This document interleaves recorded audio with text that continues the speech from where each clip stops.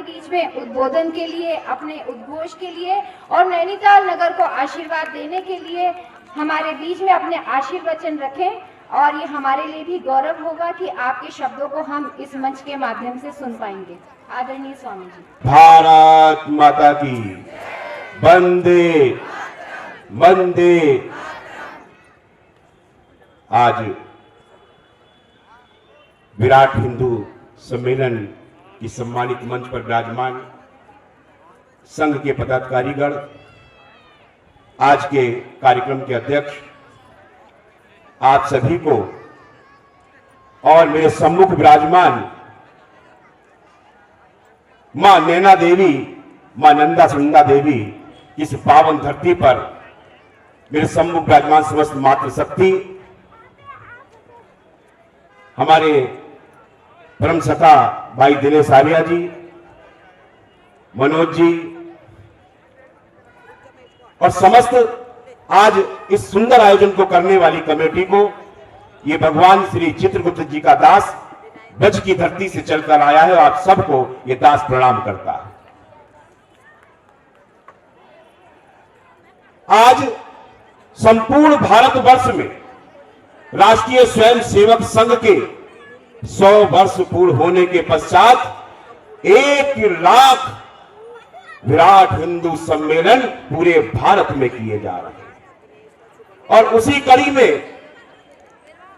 हम भी ब्रज से चलते चलते आज देवभूमि की उत्तराखंड किस पावन धरा पर आए हैं और आप सबके बीच में संघ का वो गुणगान जो 100 वर्षों का संघ का बलिदान रहा है और संघ ने कैसे कैसे अपना योगदान इस राष्ट्र को दिया है, उसका गुणगान करने आपके बीच में आज उपस्थित हुआ। राष्ट्रीय स्वयंसेवक संघ अपने ये 100 वर्षों में उसने भारत भूमि के लिए, मां भारती के लिए क्या कर्तव्य है और किस प्रकार से उसकी सेवा की जाए, उसको बड़ा निष्ठा पूर्वक उसका निर्वहन किसी ने किया है तो राष्ट्रीय स्वयंसेवक संघ के एक एक स्वयंसेवी ने किया है।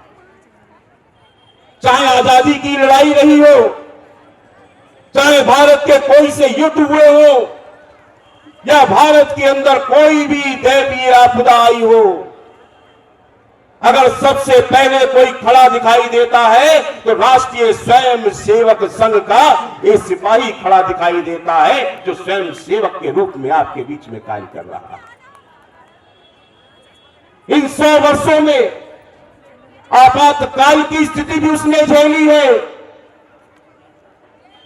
और जेलों के अंदर भी अगर कोई ठूसा गया है तो राष्ट्रीय स्वयंसेवक संघ के वही सिपाही ठूसे गए जो भारत माता के लिए कार्य कर रहे हैं। एक ऐसा 100 वर्षों का इतिहास जिसको जानना हम सबको बहुत जरूरी है, हम सबको समझना बहुत जरूरी है। और हम जहां जा रहे हैं, आज कई विराट हिंदू सम्मेलन में हमें जाने का अवसर मिल रहा है। उत्तर प्रदेश की यात्रा करते करते हम देवभूमि पर 16 फरवरी को आ गए हैं और यहां पर भी 2 आयोजन करके आपके बीच में पहुंचे।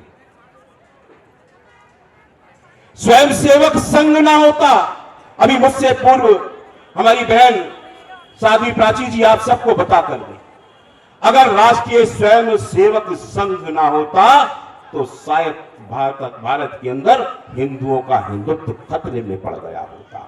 आज अगर हिंदू है तो उसका सबसे बड़ा कारण कोई है तो ये 100 वर्षों की यात्रा करते हुए आ रहे राष्ट्रीय स्वयंसेवक संघ के एक एक संघी।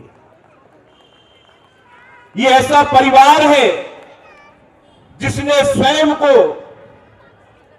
अपने घर को छोड़ा, अपने परिवार को छोड़ा और राष्ट्रीय स्वयंसेवक संघ के चाहे प्रचारक हो, सब कुछ त्याग कर केवल यही बताने निकले कि हमें भारत की मातृभूमि की सेवा कैसे करनी, यहां से जिहादियों को भगाना। और आज भी अडिग हूं, अगर मुझे इस बात का आज बहुत गर्व होता है कि मेरे पूर्व जन्म के कर्मों के आधार पर मेरे भगवान श्री चित्रगुप्त जी ने जब निर्णय लिया कि मेरी जो पुण्यात्मा शरीर त्याग के गई होगी उसको अगर इस मृत्यु लोक पर भेजना है, पृथ्वी लोक पर भेजना है, तो मानव स्वरूप में भेजना है। उसके बाद मानव स्वरूप मिलने के बाद में मुझे इस बात का सबसे बड़ा गर्व होता है कि मुझे इस मातृभूमि भारत भूमि पर जन्म लेने का अवसर मिला। इससे बड़ा उपकार भगवान मुझ पर नहीं कर। अरे कहीं जन्म हो जाता पाकिस्तान, बांग्लादेश या किसी ऐसे विधर्मी के देश में जहां पर केवल यही सिखाया जाता है लूट खसूट और मार काट, ऐसे देश की बजाय मैं सनातन की धरा पर जन्मा हूं। इस सनातन की धरा पर जो आज पूरे विश्व को बचा कर रखे हुए। आज अगर विश्व वास्तव में स्थिर है तो उसका कारण केवल एक है, ये भारत भूमि से सनातन धर्म का प्रचार प्रसार हम नित्य अपने चाहे प्रातः काल में प्रभु की दर्शन आरती करने के पश्चात या संध्या काल की आरती करते हैं तो यही प्रार्थना करते हैं कि विश्व में शांति हो।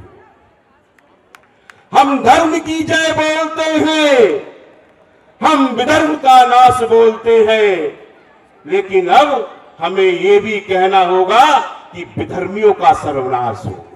ये सुधरने वाले नहीं है। इन्हें बहुत समझा लिया, इन्हें बहुत बता लिया, लेकिन क्या करे, इनके मदरसे जो है वहां जो जमाती बैठता है आकर, वो मौलाना मौलवी जिसे शिक्षा का कुछ ज्ञान नहीं, वो आकर जमात के माध्यम से ये प्रचार प्रसार करता है कि सामने वाला जो है वो काफिर है, उसकी बहन बेटियों की आबरू लूटो, उसका व्यापार लूटो, उसका घर लूटो। ऐसे विधर्मियों को अब इस धरा पर रहने का कोई अधिकार नहीं है, कोई भी अधिकार नहीं है। हम किसी धर्म के विरोधी नहीं है, लेकिन जिहाद के हम घोर विरोधी है, थे और रहेंगे। जब तक ये जिहाद, चाहे लव जिहाद हो, चाहे लैंड जिहाद हो, चाहे व्यापार जिहाद हो, चाहे थूक जिहाद हो, चाहे मलमूत्र जिहाद हो, जिहाद नाम का ये राक्षस अब भारत की भूमि पर नहीं रहेगा। भारत को जिहाद मुक्त बनाना है। मेरे भारत के, मेरे सनातनीय हिंदू, आज विराट हिंदू महासम्मेलन सिर्फ इसलिए आयोजित नहीं हो रहे कि आरएसएस के 100 वर्ष पूर्ण हो गए। आज ये संघ नहीं मना रहा है, संघ के पदाधिकारियों को और संघियों को तो हम लोग आमंत्रित कर रहे हैं। ये कौन मना रहा है? ये हमारे भारत के हिंदू सनातनी, ये जितने संगठन हैं वो मिलकर ये शताब्दी वर्ष मना रहे हैं। हमें गर्व हो रहा है, हमें गौरव हो रहा है कि हमारे राष्ट्र की रक्षा करने वाला एक ऐसा संगठन जिसने अपने 100 वर्ष पूरे कर लिए, इससे बड़ा गर्व हमें हो नहीं सकता। मेरे हिंदू भाइयों, मेरे सनातनियों, मेरी मातृशक्तियों, आज जब मुझे लोग कहते हैं कि महाराज जी तुम्हारा तो इतना बड़ा मठ मंदिर बना हुआ है वृंदावन में, लाखों लोग वहां आते हैं। यहां मनोज मिश्र जी आए हुए हैं, सामने खड़े हैं। इन्होंने मुझसे प्रश्न किया, महाराज जी आपके तो लाखों अनुयायी हैं, आप वहीं बैठकर संदेश क्यों नहीं देते? आपको जब कोई बात पता चलती है कि ब्रज में देवभूमि में कुछ हुआ है तो आप सीधे चले आते हैं गाड़ी उठाकर। मैंने कहा मेरे प्यारे बच्चे, हम मठ मंदिर में बैठकर घंटा बजाकर काम करने नहीं आए हैं। अगर मेरी बहन बेटी की आबरू से कोई खिलवाड़ करेगा, जहां से आवाज आएगी वहां जाकर मैं उसको अब चीर दूंगा, अब उसको छोड़ने वाला नहीं। मेरे प्यारे देवभूमि के वासियों, ये वो भूमि है जहां की भूमि से निकला हुआ मेरा बालक सीमाओं पर जाकर माइनस डिग्री में सेवा प्रदान करता है, इस देश की सीमाओं की रक्षा करता है। तब हम सुरक्षित यहां पर बैठे हैं। तो हमने भी संकल्प ले लिया है कि जो बालक अपना घर परिवार त्याग कर हमारी आपकी रक्षा के लिए, अपनी मातृभूमि की रक्षा के लिए, अपने भारत की रक्षा के लिए, अपने राष्ट्र की रक्षा के लिए सीमा पर पहरा दे रहा है, अब उसके घर का एक बालक, एक बिटिया, एक बहन की जिम्मेदारी अब हमारी है और हम उसके साथ खड़े हो। मैं सभी मातृशक्ति से, युवा शक्ति से कहना चाहता हूं, इस बात का हमको ध्यान रखना होगा कि विधर्मी बड़ी प्लानिंग के साथ कार्य कर रहे हैं। मेरी एक एक दृष्टि यहां पर लगी हुई है और मैं सभी अपने बजरंगियों से कहना चाहता हूं कि खड़े हो जाओ उठकर। तुम्हारे इस नैनीताल के क्षेत्र में, इसी क्षेत्र के अंदर बहुत बड़े नशे के अड्डे चल रहे हैं और ऐसे नशे के अड्डे चल रहे हैं जिससे केवल देवभूमि के हिंदू बालकों को बिगाड़ने का कार्य किया जा रहा है।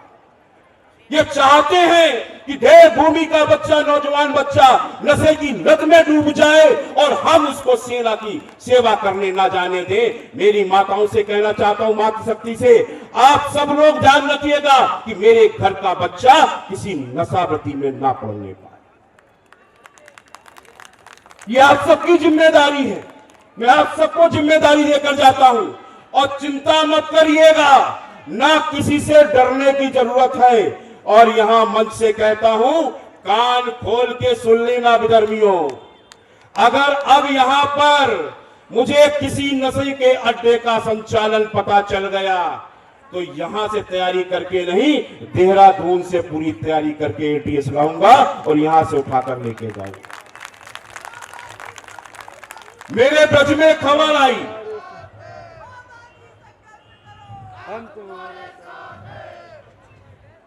मेरे प्यारे बच्चों, यही है तुम्हारी ताकत। जो तुम लोग ये जब कहते हो बाबा जी संघर्ष करो, हम तुम्हारे साथ हैं, तो मेरे अंदर वो ऊर्जा आ जाती है। जब तुम सब मेरे साथ हो तो विधर्मियों को तो हम कब का मट्टी में मिला देंगे, ये कहने की बात नहीं होगी। मेरे ब्रज में मुझे मालूम चला कि वहां पर रोहिंग्या और बांग्लादेशी मुसलमान बसे हुए हैं। मैंने अपने बच्चों की टीम लगाया कि साक्ष्य लेकर आओ और मैंने वहां के लोकल प्रशासन की मदद नहीं ली, सीधे माननीय मुख्यमंत्री जी को खबर करी। वीडियो और साक्ष्य के साथ लखनऊ से 2 बस भर के एटीएस आई और लोकल के थाना अध्यक्ष को नहीं पता था कब पुलिस पहुंची, कब आए। केवल कप्तान को सुबह 4 बजे मालूम हुआ कि हमें फोर्स चाहिए और हमें यहां पर रेड डाल के यहां से रोहिंग्या उठाकर ले जाने हैं। और घंटों के अंदर जब तक थाना सचेत होता तब तक उन सबको उठवाया और सबको जेल के अंदर पहुंचवाया। तो वही आज यहां दोहराने का समय आ चुका है। और मैं प्रशासन से एक बात कह के जाना चाहता हूं कि आज हम सुन सुन के थक चुके हैं। आज भवाली की एक बिटिया, परसों मिलकर आ रहा हूं उससे, 7 माह की वो गर्भवती है, मात्र 16 साल की बच्ची है।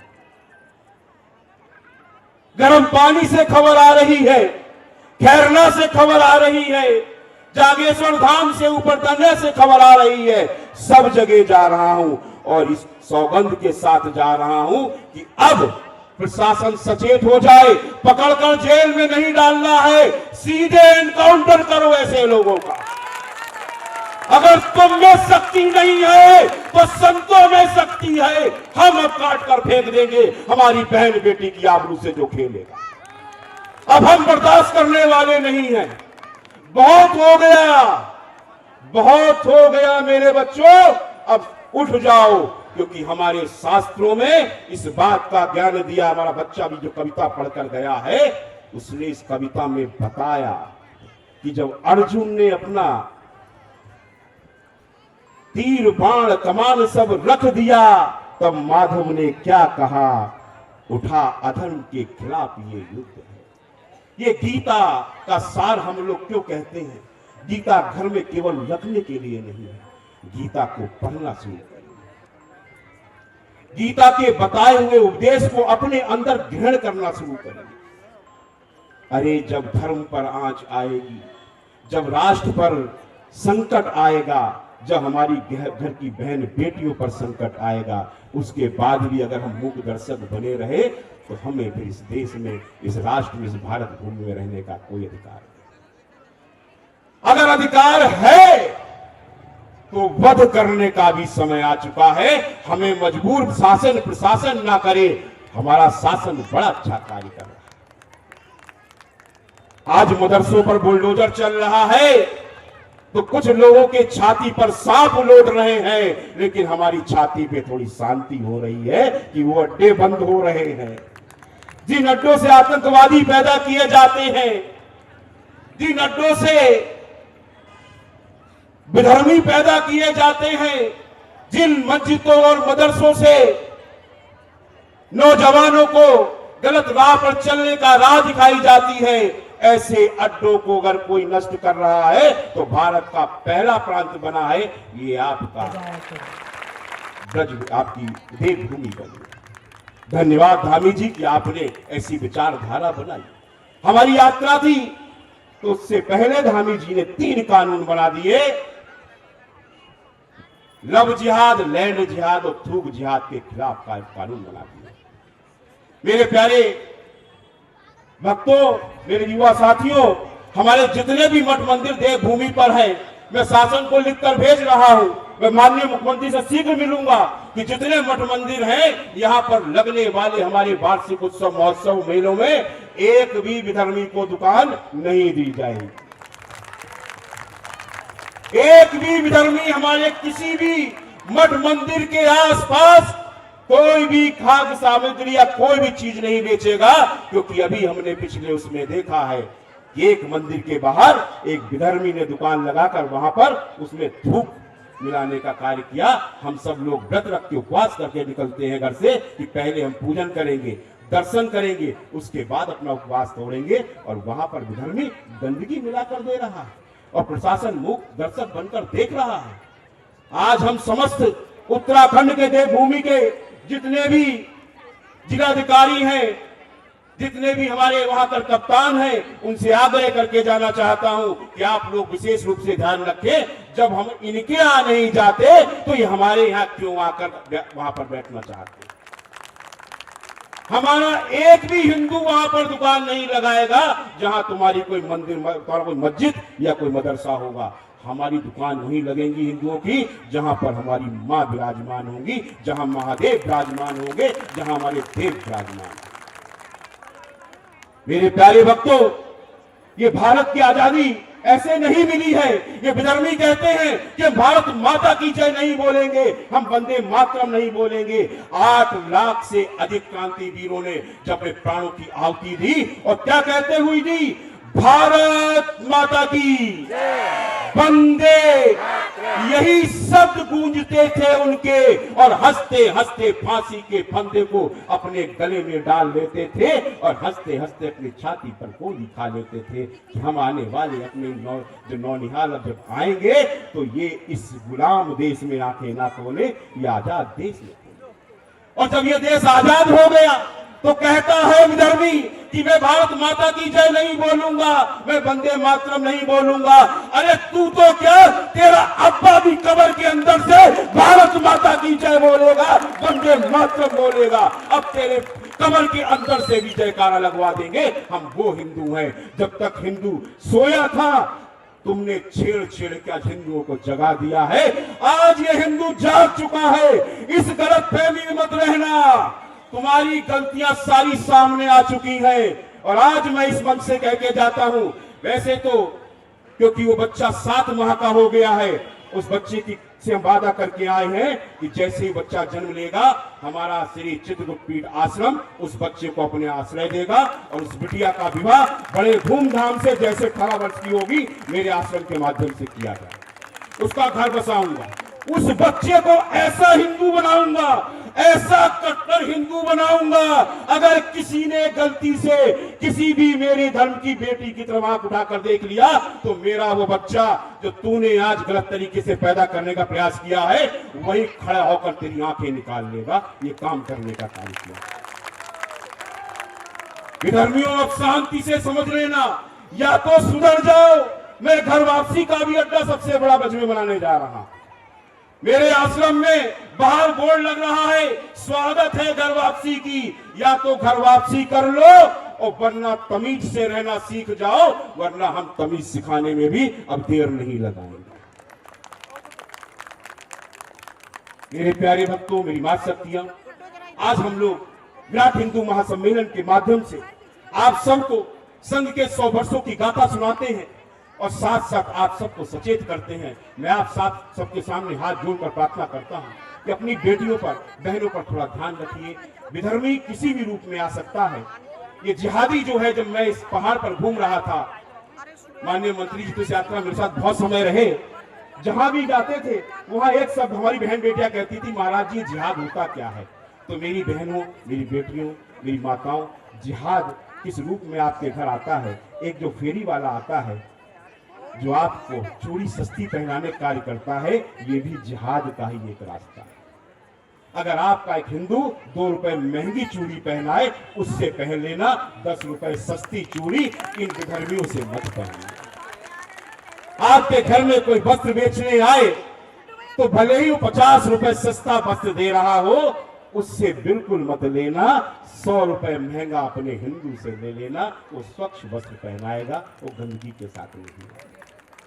अरे फेरी वाले तो हमारी माँ के सामने भी आते थे, हमारी बहन के सामने भी आते थे, लेकिन वो कौन थे? वो हिंदू थे, वो सनातनी थे। वो जब घर में प्रवेश करते थे तो अगर उसने माँ को माँ कह दिया, बहन को बहन कह दिया, तो वो हमेशा उसी रूप में पूछता रहा। लेकिन आज का जो धर्मी आपके घर में आता है फेरी वाला बन के, वो आपकी बच्चियों पर, आप तक पर गिद्ध दृष्टि डालता है, गंदी दृष्टि डालता है। अल्मोड़ा की घटना आप सबको मालूम होगी। अभी 4-5 महीने हुए हैं कि वहां पर वो फेरी वाला आता है और उस माँ को ले जाता है जिसकी 2 बेटियां, एक 12वीं में पढ़ रही है, एक 10वीं में पढ़ रही है। वो उस तक को लेकर चला गया। तो ये ध्यान रखिएगा, केवल बच्चियों पर उनकी नजर नहीं है, हमारी माताओं और बहनों पर भी उनकी गंदी दृष्टि है। तो इसको सुधारने के लिए हम सबको सुधरना होगा, हम सबको समझना होगा और हम सब लोग मिलकर ध्यान पूर्वक अब अपने घर की सुरक्षा करें। मैं आप सबके बीच में आया हूं, मैं हिंदू हूं, आप सबको जगाने आया हूं। आप सब जागो, आगे बढ़ो, अपने देश को सुरक्षित रखो, अपने क्षेत्र को सुरक्षित रखो, अपने गांव को सुरक्षित रखो, अपने घर को सुरक्षित रखो। मैं से बाहर निकल आओ। मैं, मेरा परिवार और मेरा घर तक जब तक हम सीमित रहेंगे, तब तक हम लोग संघ की विचारधाराओं को नहीं समझ पाएंगे। और एक संकल्प सब लोग लेके जाएं। जहां जहां तक मेरी आवाज जा रही है, आप सब अपने गाँव में, अपने क्षेत्र में जहां से आए हैं, सबसे कह दीजिएगा कि अगली बार जब हम आए तो हमें ये मालूम चल जाए कि हमारे घर का हर एक बच्चा संघ की शाखाओं को ज्वाइन करता है। संघ की शाखाओं में जाकर भारत के प्रति हमारी क्या कर्तव्य निष्ठा है, उसको सीखने का कार्य करता है। हमें सबको, अपने नौजवानों को, अपनी बहनों को, बेटियों को, बच्चों को संघ की शाखाओं में भेजना ही होगा। वहीं से हम अपने संस्कार और संस्कृति को सीख सकते हैं। इन फिल्मों से हमें संस्कृति नहीं मिलेगी, इन सीरियलों से संस्कृति नहीं मिलेगी। ये तो हमारे खिलाफ कार्य कर रहे हैं। इसलिए मेरी माताओं बहनों, सचेत हो जाओ।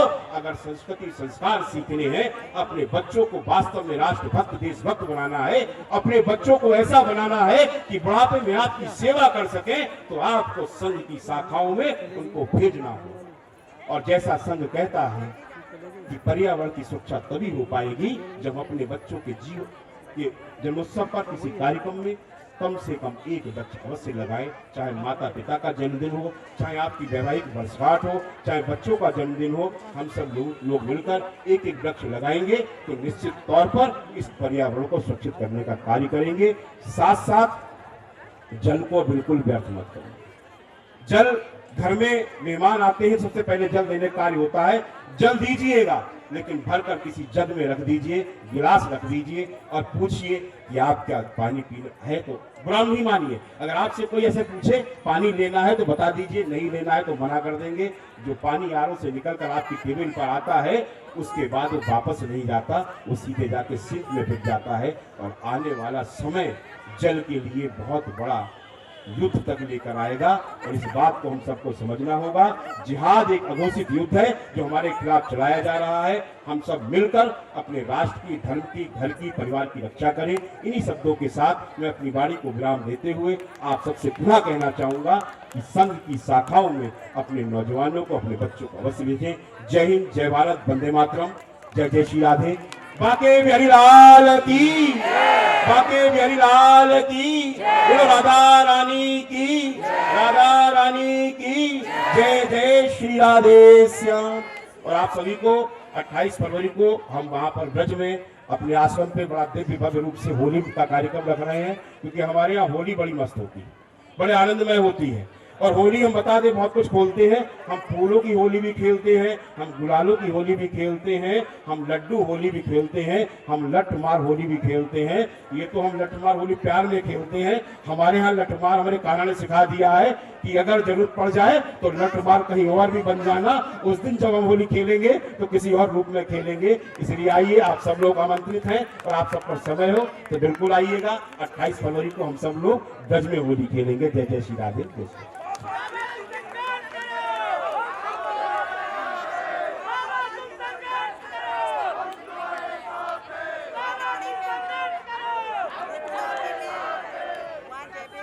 बहुत सुंदर संदेश हमारे बीच में स्वामी जी के द्वारा रखा गया।